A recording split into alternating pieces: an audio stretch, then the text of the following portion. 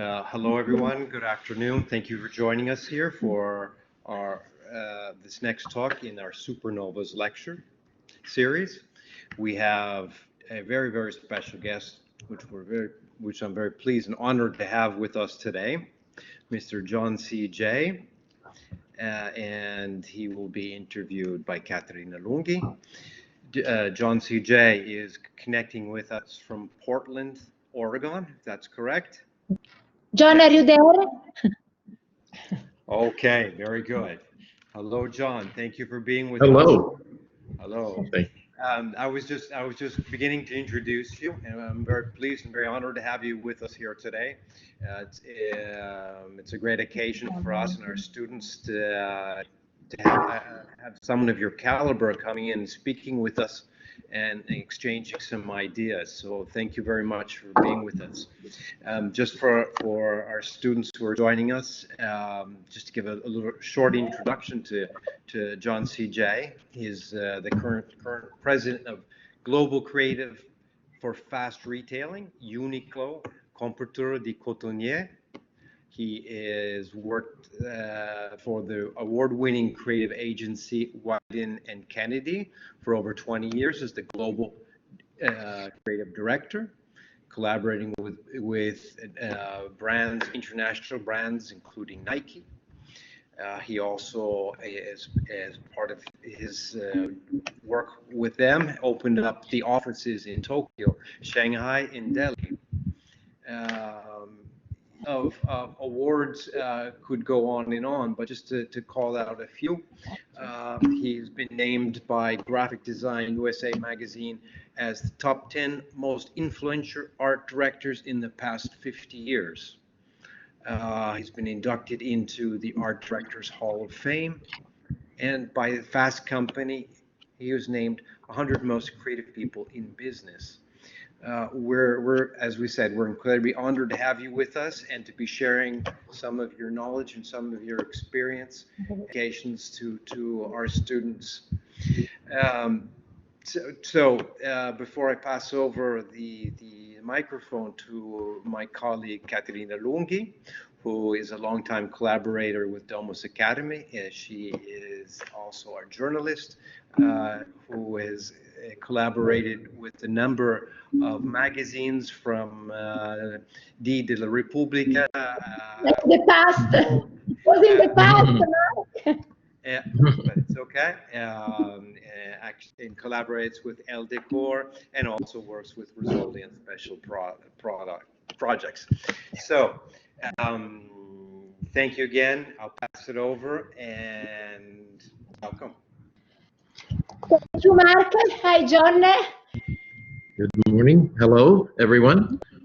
John, I'm super happy to talk with you, and I feel in some way that I have been knowing you because we started talking for Rizzoli almost 2 years ago, and I proposed your name to school because I think that from your personal life to your work experience, your life is very, very inspiring. So thank you for being with us from Portland to Milano. And I would love, John, to follow the flow of the slide that you also with me prepared. So, John, let's start from the beginning. Here we have you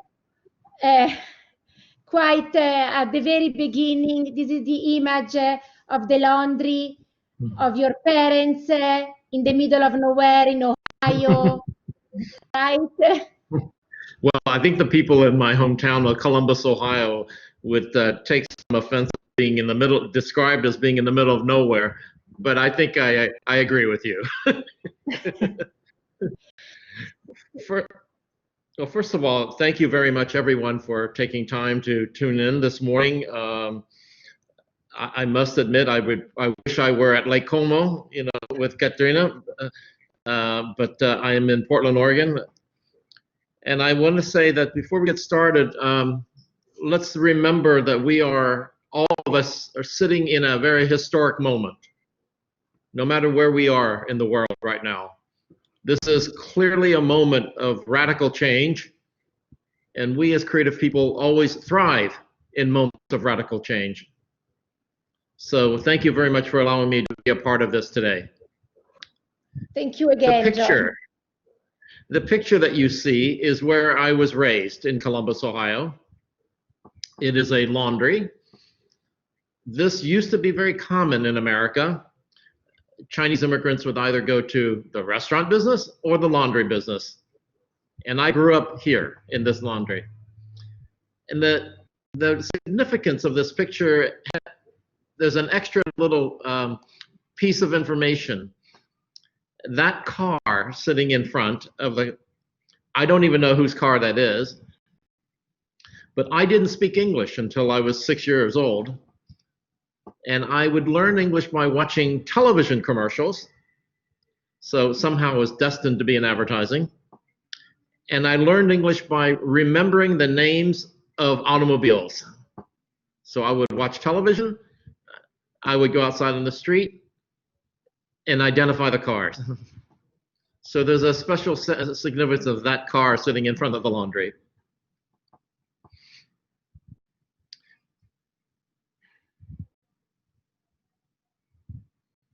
Yes.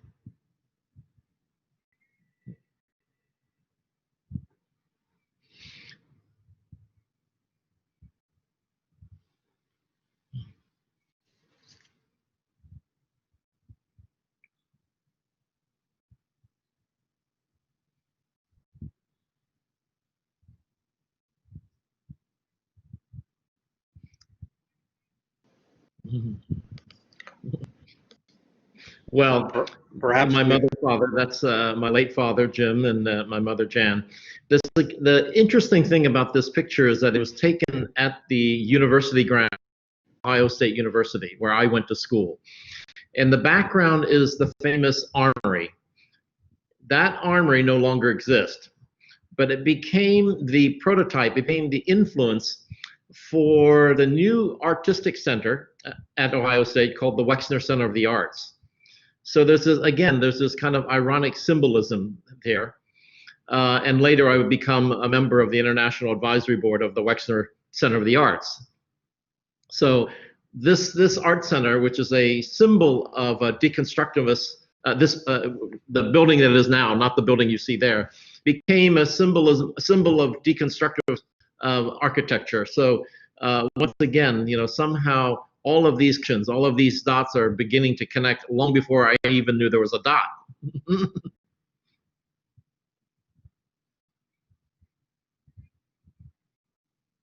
Yes.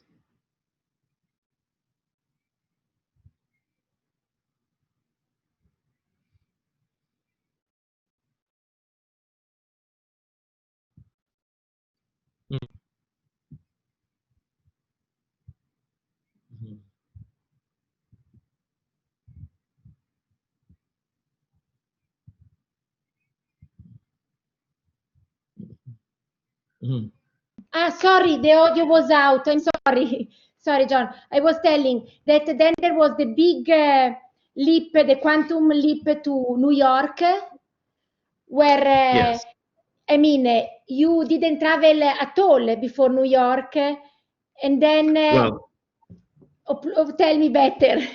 well, you know, I come from very, very humble background. And my parents are typical hardworking immigrants trying to give their children, give their first child everything they could. And I didn't travel until I was a sophomore in college, or a freshman in college. The first time I went on an airplane. So that also is ironic because I'm on an airplane, you know, before COVID, I was on an airplane every week. I was in a different continent every week. I know it was very, very hard to catch you. Yes. So my first working job was in New York City, and you alluded to writing letters to Condé Nast, and that actually has something to do with my message to all the young people who may be listening, and that is never be afraid to reach out to people that you admire. Never be afraid that they're too big or too important. So this was pre-internet, of course, and I was very, very naive, of course, and I would see something that I didn't completely understand, but I knew it was interesting. So I would write to the people in charge. I would write to the editor-in-chief. So when I was in school, I would write to the editor of GQ.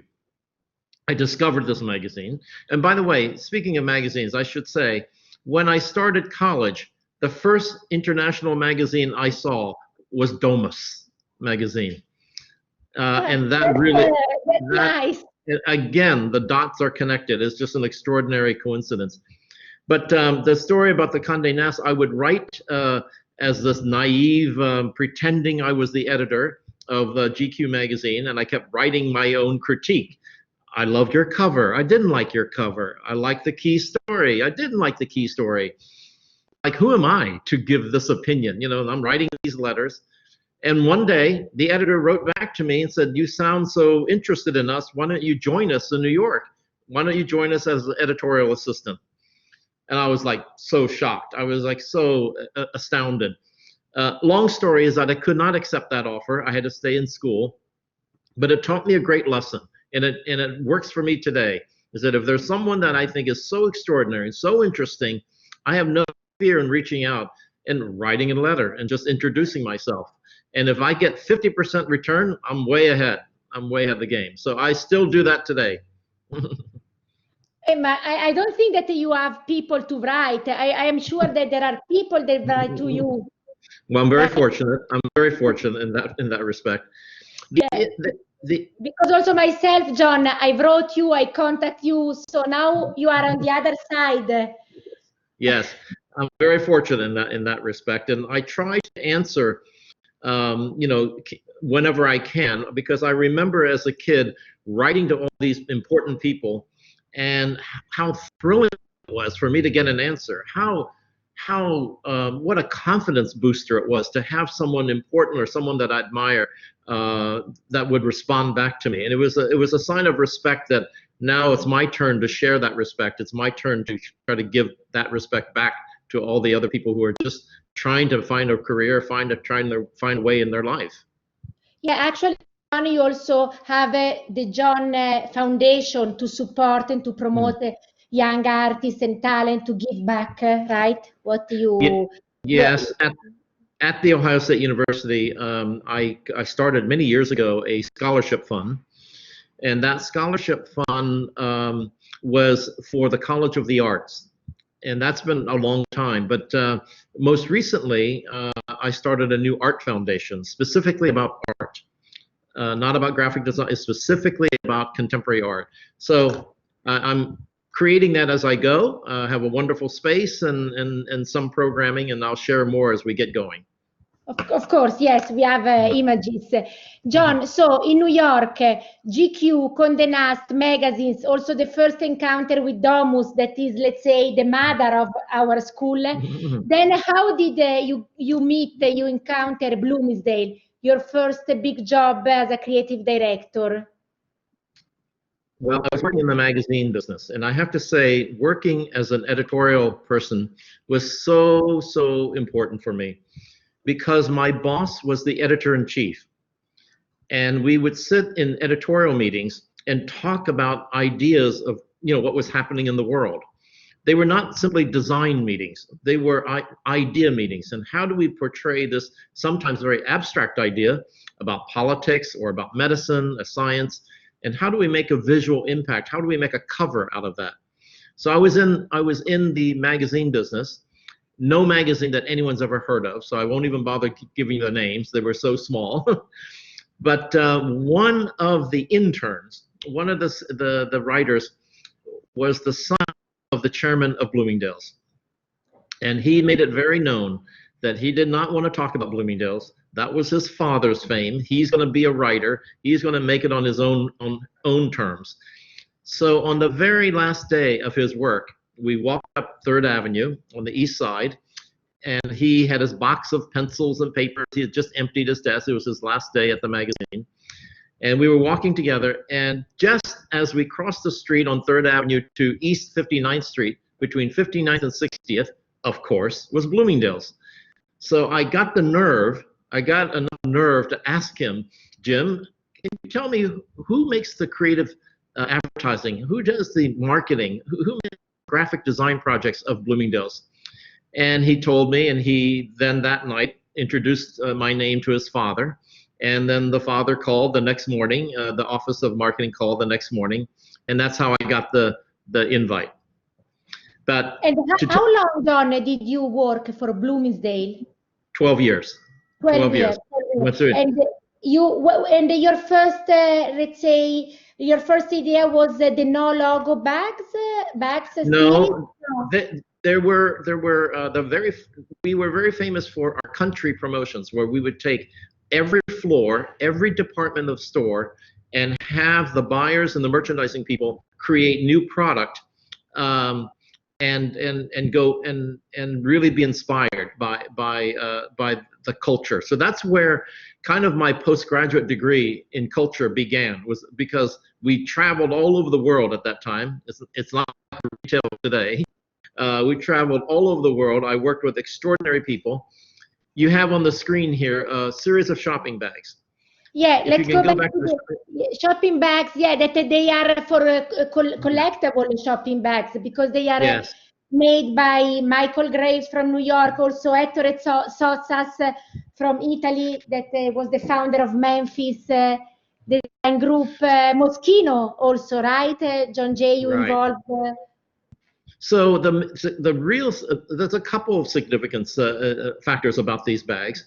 First of all, if you look at them, none of them have the Bloomingdale's name. None of them have the Bloomingdale's logo. And I was able to change the bags about 4 times a year, 3 to 4 times a year. So every time I changed the bag, it was meant to be a surprise. So sometimes it's a famous person, like Sozzas, on here it's Michael Graves, the father of postmodernism. And I went to him, by the way, I went to Michael, I did not know him. I wrote him a letter, typical John Jay, a naive letter. And I said, may I come to see you? And he had no idea why I was coming. But maybe people were nicer in those days, I don't know, but he granted me a time. So I went to Princeton, New Jersey, to his office. And I took his graphics from his book. He was very famous for his prints and his drawings. And I made 4 miniature shopping bags out of his drawings and surprised him with a presentation. He burst out in laughter. He called out his entire staff to come into the conference room to see what I had just presented. And I said, Michael, I would like to tell the world, tell America at least, about postmodernism and what are the concepts behind postmodernism. So these shopping bags were more than simply carriers of merchandise. They were always meant to say something about the contemporary culture of the moment, of times. So in fact, when I presented the bag, I asked Michael if he would do it. He graciously said yes. And when I presented it to the chairman of Bloomingdale's, he didn't really understand. He says, what is this, John? I don't understand. What is it? I don't see an image that I understand. And I just said, well, Michael is the father of one of the fathers of postmodernism, a very important trend in design at the moment. And he just won the American Institute of Architects Architect of the Year. Well, the chairman loved that idea. So, okay, great, approved. So, but the main thing is, think about this. All the bags had no name, and yet no one could copy us. And every bag was different. One was famous, one was not famous. One was a photograph, one was a painting. Always, always surprising, always a statement on the on something about culture. Could be neighborhood culture to global culture. And John, how many of them did you, let's say, produce? I don't even know the total number. I did them over 10 years. So, you know, so these are just a small sample of them. Of course, that's the Graves one. If you go back to the grid of the bags, go back to that image. What? So the one in the grid of the bags, the grid, the one with the multiple bags, sorry. Here. One. Okay. So, Katrina, you mentioned Mr. Sozzas. That's the bag in the upper right-hand corner for the Memphis movement, in which we had Italian promotion at Bloomingdale's, and Memphis was one of the key focus of the whole promotion. So I get a chance to work with Sozzas's team at that time. But John, also you had the chance to travel a lot during those years. During this time. Yeah, right. You went to China, to Japan, to India, to Italy for the campaign, the photo shoot to promote Right. Bloomingdale selection of brands, and also work with the super photographer Herbert Ritz, Steven Meisel, models, young models at that time that now became supermodel like Linda Evangelista. Here we are. Who is that Cindy model? Crawford. Cindy Crawford. Yeah, Right. Cindy Crawford So, by Herbert Ritz. so this is a picture by Herb Ritz. We were able to close the Forbidden City for the afternoon for us, and to take the characters next to Cindy are two superstars of the Beijing Opera. So the opera came, and we took the entire day to photograph and film applying their makeup and applying their costumes. So that entire day was spent on non-commercial. It was not for advertising. It was just simply for capturing this moment and being able to share the authentic culture to the American fans and the American people of the who shopped at our stores. And it was let's say, did they work out? It was successful. The American reception was good. Very much, very much, very much.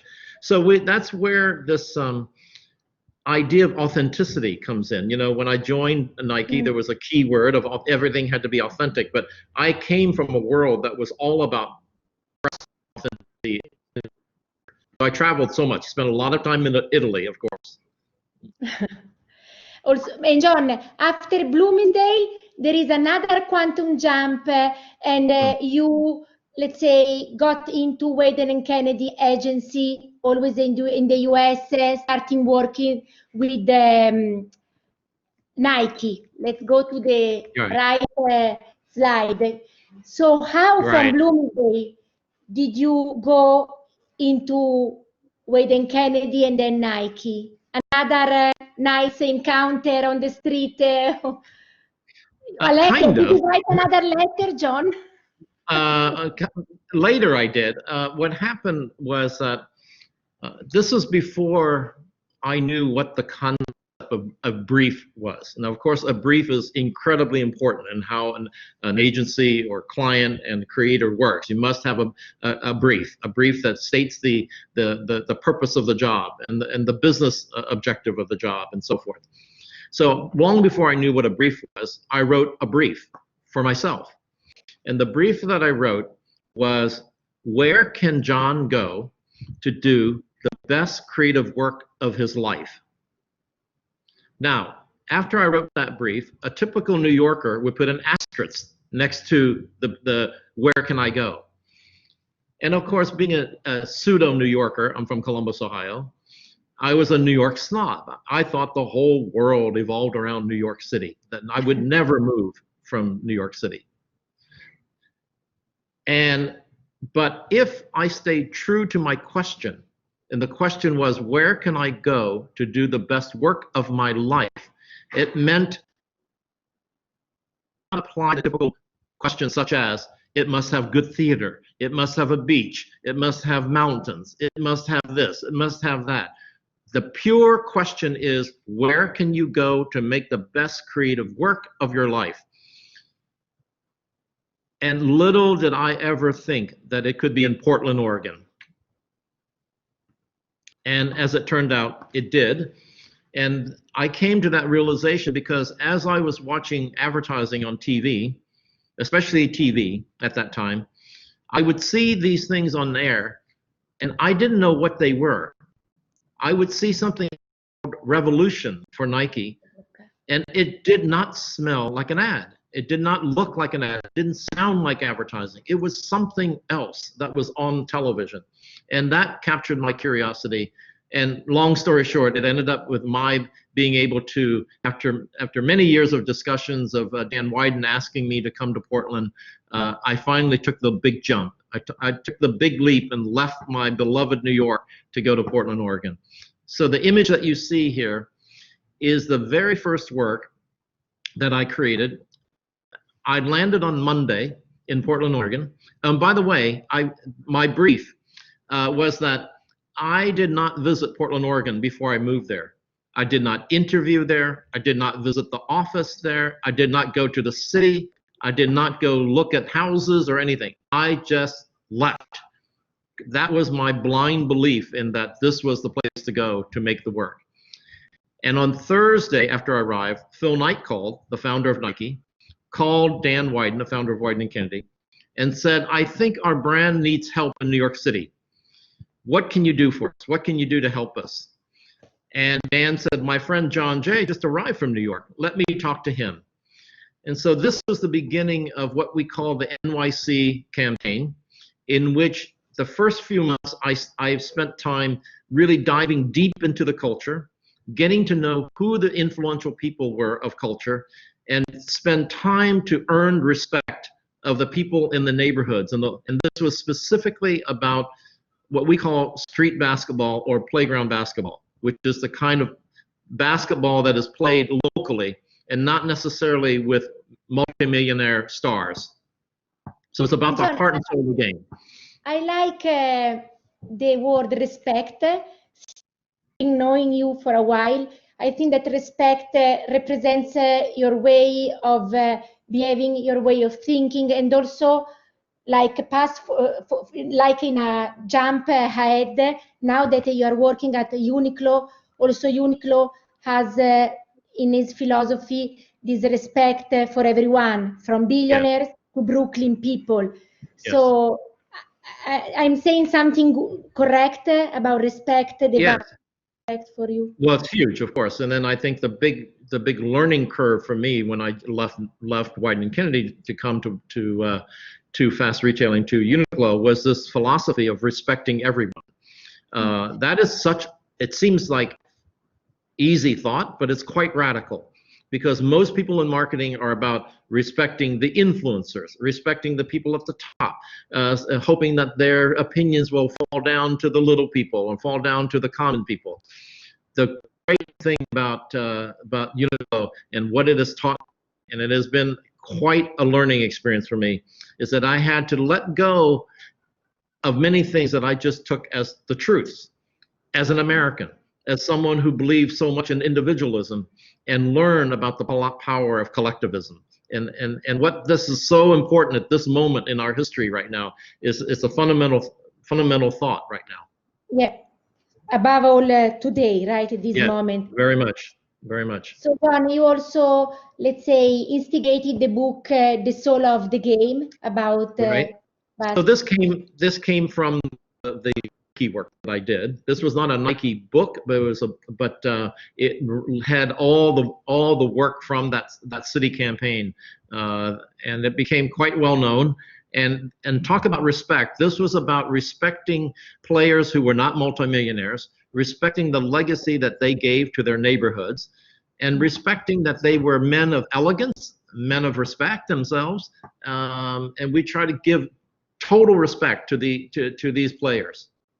It was very important in how we portrayed them. I have never seen the book with my own eyes. I would love to have the opportunity to see someday the book. And John, after Nike, Wieden+Kennedy in Portland, then they ask you to open the headquarters in Tokyo, right? So you flew to Japan as a responsible for the agency there. Yes, we had no offices in Asia at that time, and it was important for us to begin to create work for our clients in Asia, Nike in particular. But I thought it was also important to really learn about other cultures. And so I opened Tokyo, and I knew that one of the ways I wanted to be different in the marketplace was that most Western-owned agencies at that time really didn't make a focus on having local clients. These international agencies, Western-owned agencies, were more interested in servicing their global clients, the big conglomerates. But I felt it was disrespectful to move into your city, into your culture, and not try to work and help the local culture. So I made it a point to try to find Japanese clients, not just global clients. And my great luck was that Mr. Yanai, the founder of Uniqlo, became my first Japanese client. Not bad at all. Well, you have to remember back then they were not even in Tokyo. They had no stores in Tokyo. They were in not Yamaguchi. so big like today, of course. They were tiny, and so they were a completely different kind of store. In the beginning, they sold other brands, other merchandise. They sold, Hanes T-shirts and Levi's and so forth, and Champion and so forth. And later, they became their own manufacturer and decided that that's the only way they could really improve their own quality as well as image. They were born more like a multi-brand store. Yes, in the beginning, in the very beginning. Yeah. And then my very first campaign was when they opened the first store in Tokyo. So now we are which year? This when picture. Did you join? 4 years ago. 4 years ago. 4 years ago. Yeah. And so John, for Uniqlo, here we have the image of the library that is your jewels. Is yes. What you create for them. So the headquarters, after we moved to a new building, I was able to take over the first floor, the top floor, and we moved almost all of the services to this new headquarters. So making the new headquarters, but the heart of the headquarters was this library. I wanted, I love books. I love out-of-print books. I collect books, and so what John, your studio where you are told you have a lot of books, also huge. Pictures, art pieces by your friend. How many books do you have? Oh, too many. There are too many. So I started thinking about what would be the beating heart. What would be the heart of this new headquarters? And I thought a library, a book that could talk, not just simply the latest books, but what were the most important books. So I was able to start the library with my own curation of, I think, 100 personal books that I thought must be here. Many of them were in design, many of them about photography and fashion and so forth. And I put in a cafe as well. This picture that's on the screen here is part of our collaborations. This is J.W. Anderson. This is work that one of the other hopefully important contribution I've made is the creation of what I call global creative labs. One in New York, one in the Meatpacking District, one in Tokyo in the headquarters, and one in Shanghai. And these creative centers were to become our own laboratory of creativity, of making things, thinking about things from the inside out. Now, I'm not saying I'm replacing agencies or outside help, but we had to create this culture of creativity inside our company first.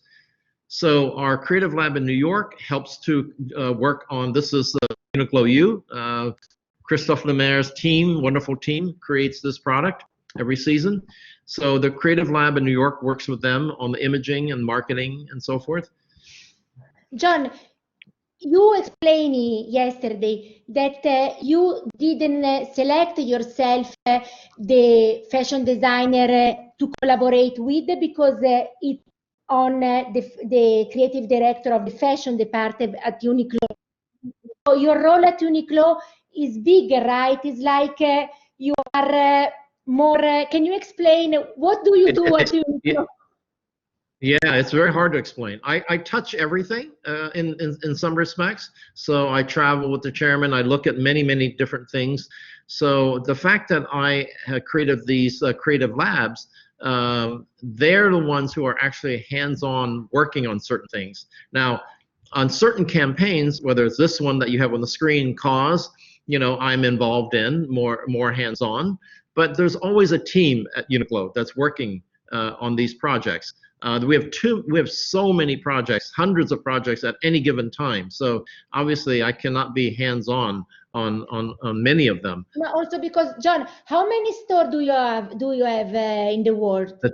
The total, I don't know the whole number because we just opened. This is Milan, which you saw, which I did work on. I had and worked on the opening, and I had the great pleasure of cutting the ribbon opening day with the mayor. I remember very well last September. It was a blast for Milano, John, because there were people sleeping outside. Well, we're very fortunate about that.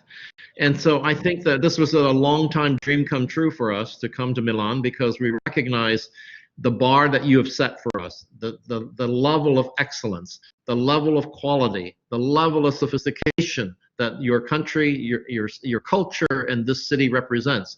So to open in your city, we took obviously very, very seriously. But obviously we had to come. On Instagram, we have Alessandro Poggi, the director Yes, of Uniqlo yes, in Milano, that is following us. So, ciao Alessandro. Well, we wouldn't be here without Alexandra, believe me. Yeah. So he was the great partner that spearheaded so many of the ideas. And John, how about this image? It's not from Milano, right? It's an image from another store. This is our new store in the Ginza, which I haven't even been. I was on the early stages of talking about the store, but it just opened. The architecture is by Herzog de Meuron, the famous Swiss architects, and this is in our newest store in the Ginza, and has been a great hit in Tokyo, despite the cautiousness about retail, despite the cautiousness about shopping and being in public and so forth. I think our chairman, founder, was so, he wanted to really show a positive thought. He wanted to show that we had to move forward cautiously, of course, safely, of course, but we cannot derail new ideas. We cannot derail, positive energy. And so carefully the store opened, and it's become quite the big talk of Tokyo, talk of many places, and it's been a great success. So John, you don't have let's say, general layout for every store in the world, but almost every store is different, or is there are certain principles which we are very strong at and how to present the merchandise, but of course they have to adapt to the local community, local stores. In Europe, we've been very fortunate to be opening in very historic buildings that like Milan, that buildings that we had to respect the layout of the building, respect the history, and so we have to adjust our planning and our physical layouts according to the building itself. And John, let's say the philosophy of Uniqlo, you explained it many times. Also, when I interviewed you last year, is life wear. What does it mean? Well, first of all, I know what it means, but well, first of all, our biggest inspiration comes from the people, comes from the customers and how they live their lives. And this is a very important moment for us to express lifewear, because everyone's lives is changing right now. I mean, this is the most radical change in individual people's lives right now. So first of all, it is about clothing that hopes to make your life better, to improve your life in some way. And it is not to improve fashionistas' lives or editors' lives or rich people's lives. It's about improving the life of everyone. And this is where the respect of everyone becomes so important. So we were talking before, earlier. It's so critical. And so the value, the quality of our product has to be very, very good, but so does the value, and so the price. So it's important that we can reach as as many people as possible. And John, you are different from the other big fashion brands, because you and I have friends, colleagues from magazine, from books, of course, schools, that they are maybe art director, journalists, and they do love Uniqlo. So you can embrace really everyone without, as you said, respect and to be for everyone. Yeah. And we don't expect anyone to wear Uniqlo head to toe. So we say that our clothes are perfect components for your wardrobe. We want you to mix our clothes with your favorite things, with your vintage things, with your designer things. This is an important part of the freedom that we want people to express themselves through our clothes. And John, your cashmere is quite excellent, and I know, for example, also Sabine Getty from London, she loves, she can buy super expensive cashmere, but I mean, it's a must-have. And John, look at this image. Is your studio in? This is where I am now. This is where I'm sitting now. Right. Yeah, and earlier I saw you a sculpture that you have behind you, right? Yes, You have yes, a yes. piece of art, and also you collaborate with Cos from Uniqlo. Here is the billboard. Right, right. So you This very is the often, wrapping. you're This is the happy. outside of the Fifth Avenue store, which is across the street from MoMA. So this is the line of people coming in for opening day.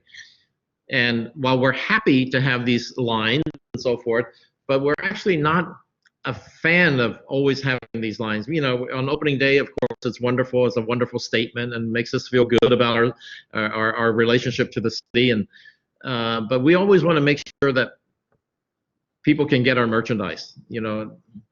And John, very often you became friends of artists, musicians. I know that you are a friend of Hiroshi Fujiwara, Paolo Antonelli from MoMA. So, I mean, you didn't even imagine when you were a kid from Ohio, now to be part of the big family of creative minds. Well, it's the great fortune. I've been blessed to be in the position to be able to meet these people. But also thank you for talent. I mean, John, because you are also with Federer, you told me, the tennis player, with Sergio Marchionne. Yes. So it's wonderful that I can live out some of my fantasies.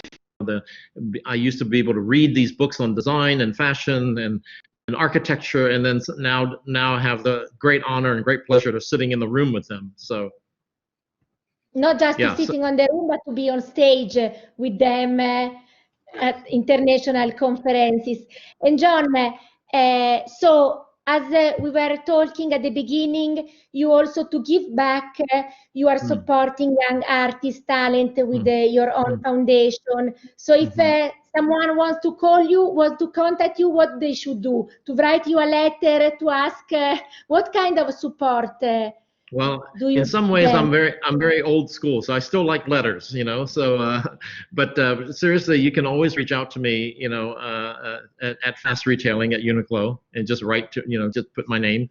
And I think that there are many levels of my support that I'm trying to create. So, not this building, but there's a separate building. I have a organization that's brand new called the Art J Foundation. That's where I am. That's in the Art J Foundation.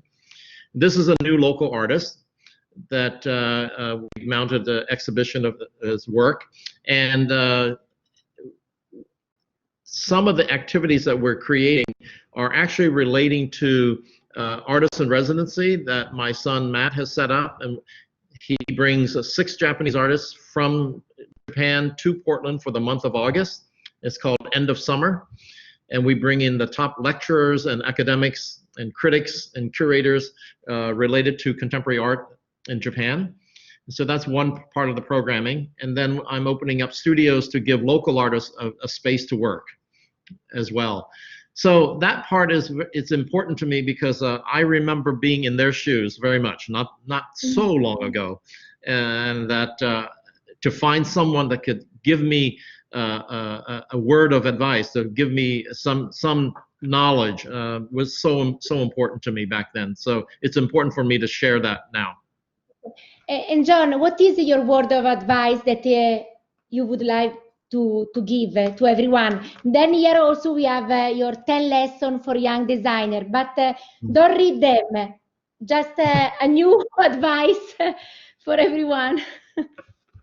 Well, the new advice is, I think I go back to my beginning statement. We are living in a moment of history. It is ugly. It is dangerous. It doesn't look positive in many ways, but it will be. This is an opportunity for creative people to really shine, or in the near future. A couple things I want to point out. Recently, IBM, a few years ago, had a survey of CEOs. They asked the question, what is the #1 skill that future CEOs must have to be successful? 65, 75%, 70%, I think it was, the answer was creativity. Creativity is the skill for the future CEOs of the world. Now, they're not saying you have to be an art director or an illustrator or a designer. They mean thinking, how to think. That is so important. Mr. Nye said something, and I'm not sure everyone in the room last week understood how radical his statement was. In talking about recruitment, he said, maybe we shouldn't look at art design schools. Now, no offense, everyone. I know many of you are going to design school. He said, let's look at art schools. Let's look at people who are creating art. And what he was thinking about, what he was talking about, was a way of thinking, of problem solving. That's what's so powerful. So there is this incredible opportunity right now. And I think that the other thing is that I want to quote to someone I admire so much, Mr. Milton Glaser, who just passed away last week, one of the greatest graphic designers in history. We were talking about him for Bloomsday. Yeah, he's so extraordinary. He said that, describing himself, in the third act, he said, when you get a little bit older, people often lose their capacity for astonishment. Never lose your ability to be astonished. Therefore, never lose your ability to create astonishment. That is our job, to create astonishment. Someone once said, there's three effects of artwork: yes, no, or wow. Our job is to create wow. That's our job. That's our job. And the job of the students, John. Of course. Well, yeah. I think that but with every... there is a sentence that you say you have to work harder than everyone else. Always. Well, I believe that, and I believe that more than ever. What you have posted on the screen is this many times quoted. I'm shocked at how many people have read this. It was something that I wrote for the American Institute of Graphic Arts, and it was at that time 10 lessons for young designers. And then one day John Maida posted it, and it went viral all over the world, and now it's been translated into at least 6 languages I've seen. So I talk about hard work there, and I think it is the best investment you can make, because and do not let the internet fool you that thinking that you can be famous overnight and therefore you don't have to work hard. It's only possible through working hard for the long term. And that's what the people like Milton Glaser proved. It's not how hot you are today, it's how relevant you can remain for the long term. How long can you astonish people for the long term? I'm glad that you are underlining this. That is also our previous guest last year from New Guards Group said the same about brands like Off-White, Marcelo Burlon, that they are the ones that are catching our times, the spirit of contemporary times, but how they can last, not just for a season or for a couple of years. So I'm happy that you underline this, because it's also what Domus Academy wants to do, putting together different fields and arts with fashion, with design. Maybe, John, you have to have a chat with Mark, our director, that Yes. knows the school very well, and with Fabio, our general manager. I'm sure that they would love to talk to you also Yes, about well, the direction of school and times need also for us. As you know, all institutions are under fire right now. All institutions have to look at change. In particular, universities and schools, educational systems in particular are being challenged right now, not only economically, but spiritually, but functionally. You know, what is a school of tomorrow? And obviously, online is a very important part of that. But maybe to mix, when maybe from September, October, we can go back to our desks and rooms. John, I'm super happy. I think that we covered, you can talk for hours, for months, because we have such a huge experience. But I think for now is a nice overview. Maybe we can have another conversation about the future of school. And I think that also we did a great job on Instagram. That it was my first time. That was the first time also for school. So, John, would you like to share other thought, something, or?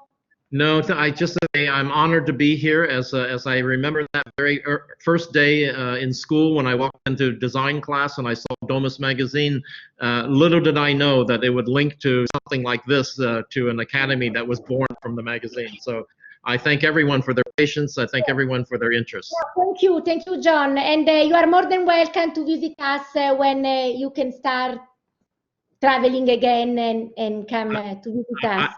I need no excuse to come to Italy. Alessandra will tell you that. You know, I'll come in a second. We need your book. Right? Yes. We'll talk about that later. Thank you, everyone. Mr. Kyrie. They were very, very helpful in organizing. Thank you so much. Grazie. Thank you so John, thank you. John, thank you very much. Grazie. Ciao. Thank you so much. Grazie. Mark, you want to say something? Yes, I just wanted to thank John. It was a real pleasure, and your conversation was rich with lessons and advice. So thank you very much for dedicating time to us today. And absolutely, if you're in Milan, please, we'd love to have you. We'd love to have you as a guest here, and we can arrange something. So thank you for dedicating time to us, and it's a good lessons for our students. Thank you again. Thank you, everyone. See you soon. Hi to Portland. Ciao.